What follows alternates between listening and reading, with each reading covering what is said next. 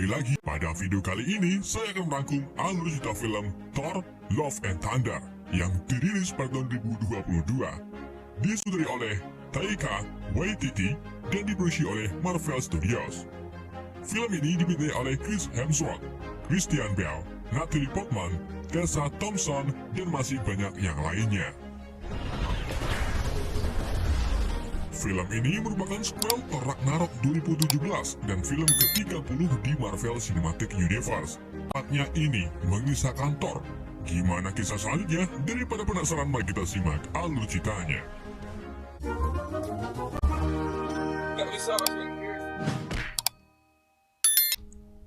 Film dibuka dengan seorang pria bernama Gorr yang berjalan melalui gurun gesang bersama putrinya yang bernama Love yang terlihat sedang sakit.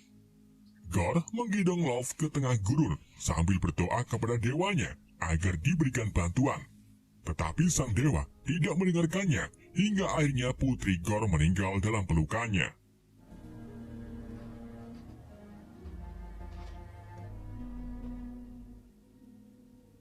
Setelah mengubur putrinya, Gorr mendengar bisikan gaib dari suara wanita yang menuntun Gorr ke sebuah oasis di mana di situ terdapat air dan makanan. Namun tetapi ternyata makanan itu milik Dewa Rapu, dewa yang selama ini Gorr sembah. Gorr juga merupakan murid terakhir Rapu dan dia memberitahu Rapu bahwa semua warga sudah meninggal akibat kelaparan dan kehausan. Gorr menuntut Dewa Rapu untuk memberikan keabadian, tetapi Rapu malah menghindari permintaan Gorr sambil menunjukkan seorang kesatria yang baru saja ia bunuh. Kesatria itu membawa pedang yang dikenal sebagai All Black The Necro Sword, pedang pembunuh para dewa. Rapu kemudian mengolok-olok Gorr karena ketidakberdayaannya dan menolak memberikan bantuan apapun. Hal itu membuat Gorr merasa dikhianati. Ia pun memutuskan untuk meninggalkan Rapu sebagai dewanya. Bukannya marah, Rapu malah marah. Ia mencekik Gorr dan akan membunuhnya.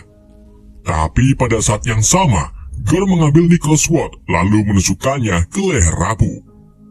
Gorr seketika itu juga berubah menjadi The God Vulture atau Dewa Jagal. Ia membunuh Rapu dengan memenggal kepalanya. Setelah itu ia bersumpah untuk melenyapkan semua dewa di alam semesta sembari diiringi suara Necro Sword yang menyuruh Gorr untuk mencapai Eternity. The God of Thunder.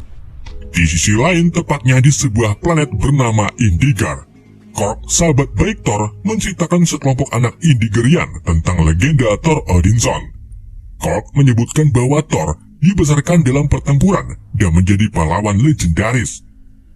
Ia menyelamatkan dunia berkali-kali, tetapi juga kehilangan banyak orang yang dekat dengannya, seperti ibunya, Vidga, Heimdall, dan Loki. Sejak petualangan terakhirnya, Thor telah merubah tubuhnya yang tadinya gemuk menjadi kekar. Ia juga telah melakukan banyak petualangan bersama Guardian of the Galaxy yang terdiri dari Star-Lord, Drax, Mantis, Rocket, dan Groot. Korg mencatat bahwa Thor menyembunyikan banyak rasa sakit di balik penampilannya yang tangguh, di mana dia masih merindukan cinta sejatinya, yaitu Jane Foster, wanita bumi yang membuat Thor bisa mengambil Mjolnir di film pertamanya.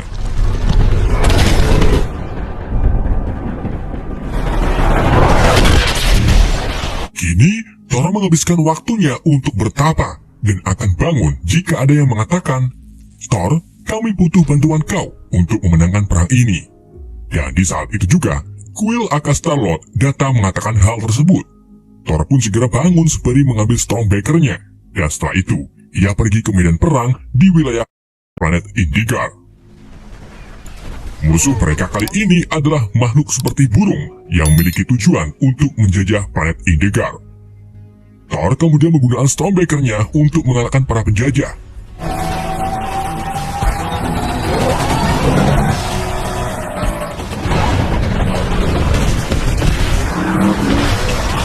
Dalam pertempurannya, Thor tidak sengaja menghancurkan bangunan suci Indigar. Tetapi walaupun begitu, Thor akhirnya berhasil mengalahkan semua penjajah. Setelah itu, Thor disambut oleh Raja Indigar bernama King Yakan yang terlihat sedih bahagia karena Thor berhasil memenangkan perang serta menghancurkan tempat oasis Indegar. Kita beralih ke bumi, di mana Jane Foster telah didiagnosis menderita kanker stadium 4. Saat Jane menjalani kemo, dia didukung oleh sahabatnya bernama Darcy Lewis. Jane juga dibantu oleh Dr. Eric Selvig yang terus berusaha untuk menyembuhkan penyakit Jane. Tetapi sayangnya, setiap uji coba obat yang Eric lakukan tidak cocok untuk tubuh Jane.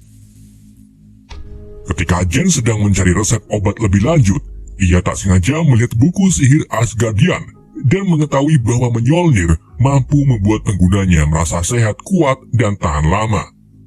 Dari sini, Jane pun berpendapat bahwa mungkin Mjolnir bisa menjadi kunci untuk menyelamatkannya.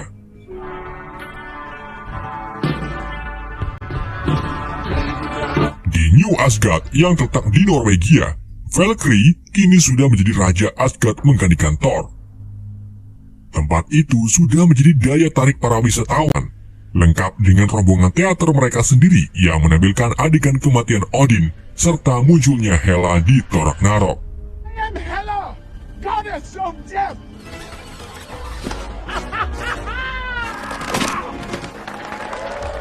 Pada saat itu juga, Jane mendatangi salah satu museum Asgard, di mana pecahan Mjolnir dipajang.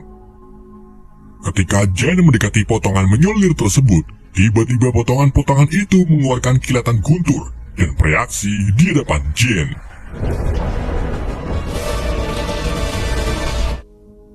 Kita kembali ke planet Indegar, di mana Raja Yakan memberikan hadiah kepada Thor atas jasanya. Hadiah itu berupa 2 kambing besar ajaib bernama Thor's Neshor dan Thor's Grinder. Accepted a namaste with you. How beautiful. I'm putting them down. Saat Thor dan Guardian of the Galaxy hendak terbang meninggalkan Indegar, mereka tiba-tiba mendeteksi sinyal bahaya yang menampilkan para dewa telah dibunuh. Thor lalu menemukan pesan dari Lady Sif yang memanggil Thor dan tampaknya berada di tengah pertarungan besar. Mengetahui bahwa Sif mungkin menghadapi ancaman yang lebih besar dari yang dirinya tahu, Thor pun memilih untuk berpisah dengan Guardian. Dia mengambil Korg dan 2 kambingnya, lalu menggunakan kekuatan Stormbreaker untuk membuka Bifrost menuju ke lokasi Sif berada. Thor dan Korg tiba di tanah es, di mana mereka menemukan Dewa Valigar telah mati. Thor kemudian menemukan Sif dengan keadaan lengan terputus. Sif memberitahu Thor tentang Gorr the God Bowser, tentang bagaimana dia mengejar para dewa untuk dibunuh. Dan kali ini, target Gorr berikutnya adalah New Asgard. Asgard is next. Gorr kini tiba di Asgard. Ia menggunakan kekuatan Necrosword untuk mengeluarkan bayangan penghancur. Bayangan tersebut menyerang desa Asgard dan mancing pejuang Asgard termasuk Valkyrie untuk melawan para bayangan tersebut. Di tengah pertempuran, Thor dan Korg datang membantu. Thor menggunakan Stormbreaker untuk menghancurkan monster, sementara Korg menyelamatkan Sif. Pada saat yang sama, Thor melihat Mjolnir terbang menghantam beberapa monster bayangan. Thor juga melihat kalau Mjolnir kali ini bisa memecahkan diri dan menyatu kembali.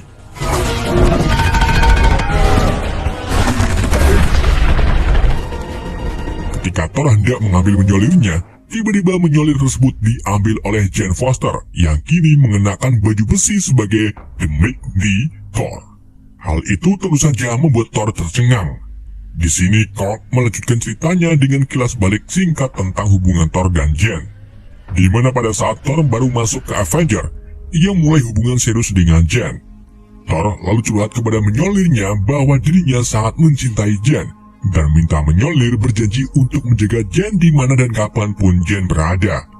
Dari sinilah Mjolnir mulai memiliki tanggung jawab atas keselamatan Jane. Dan itulah salah satu alasan Jane bisa menjadi The Mighty Thor, karena janji Thor ke Mjolnir tersebut. Sayangnya, hubungan mereka harus kandas karena Thor disibukkan dengan tugas kepahlawanannya, sementara Jane sibuk dalam studi sainsnya. Jane wrote a note, and Thor read that note.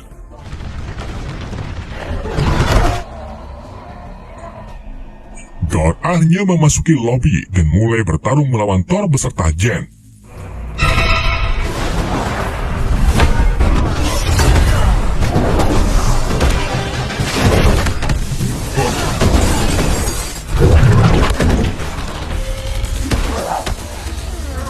Walaupun Gorr mampu berteleportasi, tapi ia dengan mudah dikalahkan oleh Thor. Gorr kemudian minta monsternya untuk menangkap anak-anak Asgardian, termasuk anak Heimdall, lalu ia memenjarakan mereka dan membuangnya jauh dari bumi.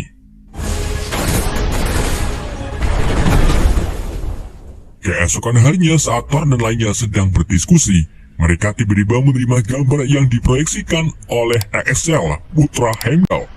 Axel mampu melakukan ini karena pernah diajari Heimdall. Dia lalu menunjukkan kepada Thor bahwa anak-anak disimpan di alam bayangan. Setelah mengetahui lokasinya, Thor memutuskan bergabung dengan Jane, Valkyrie, dan Korg. Mereka berencana pergi ke kota Omnipotence, tempat berkumpulnya para dewa di alam semesta. Mereka lalu membuat kendaraan dari kapal yang ditarik oleh dua kambing milik Thor.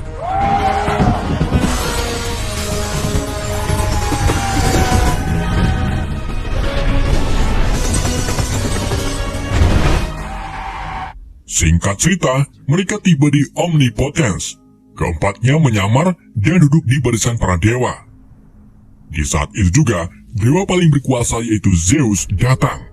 Ia membuat portal yang megah, sedangkan Thor mengutip Zeus sebagai idolanya. Di hadapan para dewa, Zeus tidak membicarakan kesejahteraan para dewa, dan malah membicarakan tentang pesta pora yang akan ia adakan. Thor pun terkejut dan menganggap Zeus dewa yang brengsek. Valkyrie lalu memberitahu Thor bahwa dewa-dewa di sini tidak akan mau membantu kita, dan lebih baik kita meminjam petir milik Zeus untuk digunakan melawan Gorr. Percakapan keduanya lalu didengar oleh Zeus yang buat Thor diundang untuk naik ke atas panggung.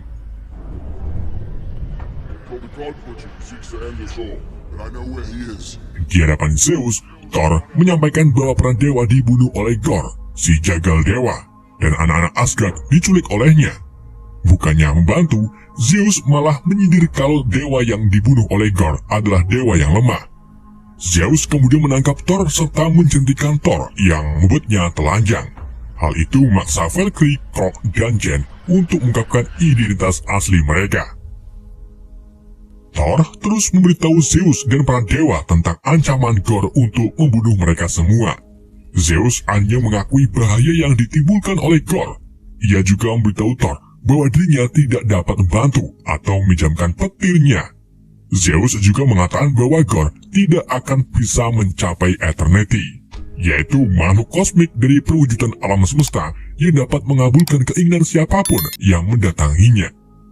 Itulah alasan Gorr ingin sekali menemui Eternity dan menggunakan keinginannya untuk membunuh semua dewa sekaligus. Karena ngoceh-ngoceh tidak ada hasilnya, Thor dan teman-temannya pun bertarung melawan penjaga Zeus.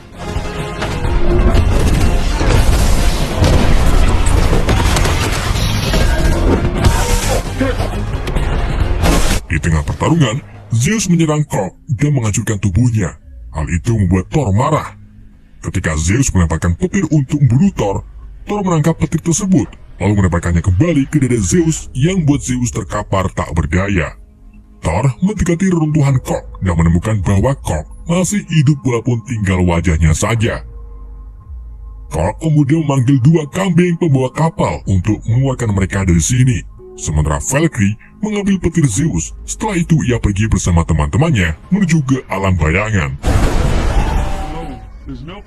Di dalam perjalanan ke alam bayangan, Thor melihat bahwa Stormbreaker tampaknya iri dengan perhatian yang diberikan Thor kepada Jane, yaitu Mjolnir. Hal itu mendorongnya untuk meyakinkan Kampak bahwa mereka masih berpasangan. Thor dan Jane lalu berbicara tentang masa lalu mereka. Di sini Jane mengungkapkan kepada Thor bahwa dirinya mengidap penyakit kanker stadium 4, dan alasan dirinya mengambil Mjolnir yaitu untuk menyehatkan tubuhnya. Tetapi kenyataannya, Jane tetap sakit setelah melepaskan Mjolnirnya. Maybe science isn't working, maybe not.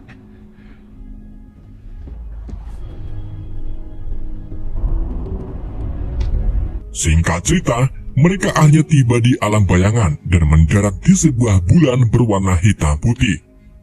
Mereka lalu berpencar mencari penjara anak-anak, di mana Jen malah menemukan ukiran Stormbreaker sebagai portal menuju Eternity.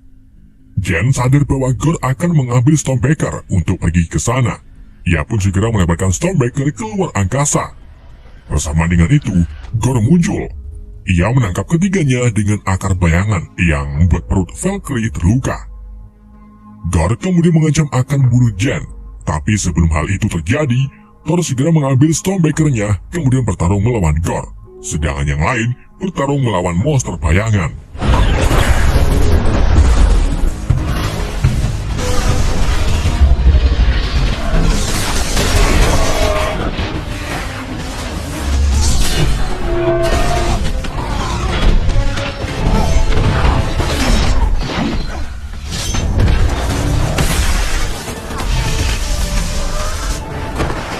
Di tengah pertarungan, Thor dan lainnya berkumpul untuk kembali ke Asgard. Namun saat Stormbreaker membuka Bifrost ke Asgard, Gore secara tiba-tiba merebut Stormbreaker dari tangan Thor.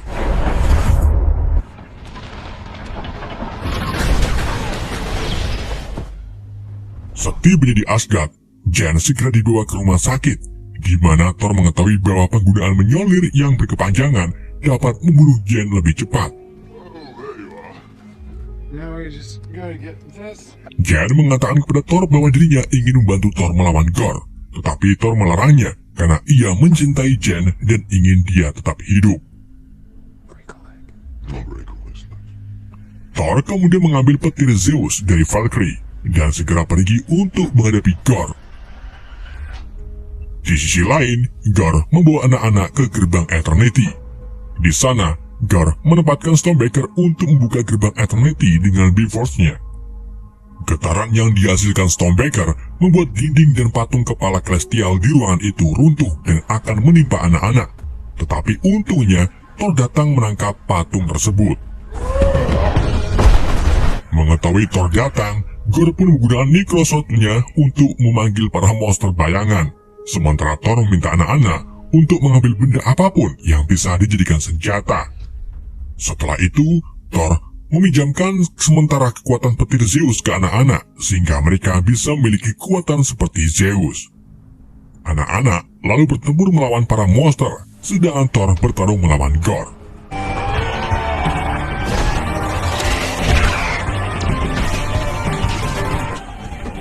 Di tengah pertarungan, Gore berhasil membuat Thor melemah. Hal itu membuat Jen merasakan apa yang dirasakan oleh Thor. Jen akhirnya memutuskan mengorbankan nyawanya demi menyelamatkan Thor beserta anak-anak. Ketika Gore hendak membunuh Thor, Jen datang membantu.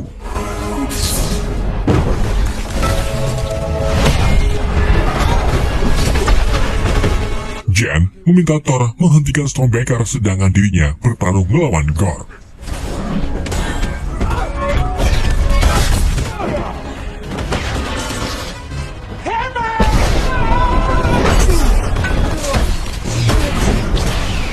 Setelah Thor berhasil mendapatkan kembali Stormbreaker-nya, ia langsung menahan tebasan Necrosword dari Gore.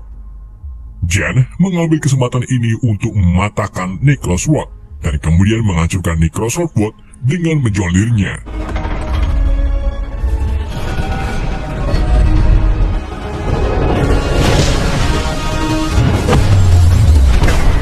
Hancurnya Necrosword membuat Gore terlepas dari bisikan gaib dan tersadar dari tujuannya.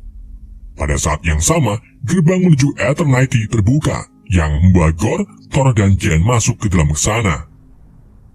Sebelum Gore dapat membuat keinginannya di hadapan Eternity, Thor mengatakan kepadanya bahwa dirinya tidak ingin melawan Gore, melainkan cinta. Thor memilih cinta karena dia lebih suka menghabiskan saat-saat terakhirnya bersama Jen yang kini sedang sekarat. Perkataan Thor akhirnya membuat Gore tersadar dan mengetahui bahwa dirinya sedang sekarat juga karena terlalu lama dalam menggunakan Necrosword. Gore lalu menggunakan keinginannya untuk menghidupkan kembali putrinya yaitu Love.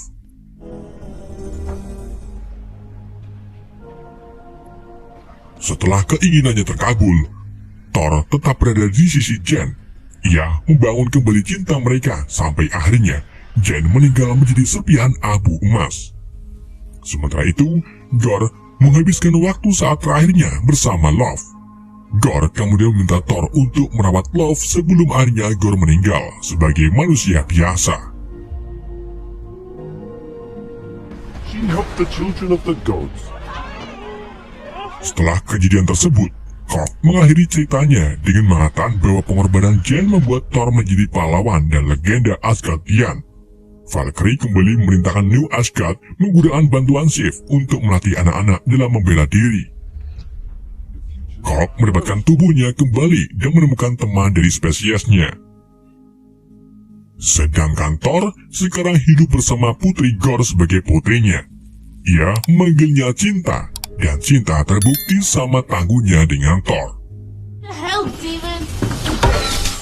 You wear what you want. I don't wear the boots. Oh wow.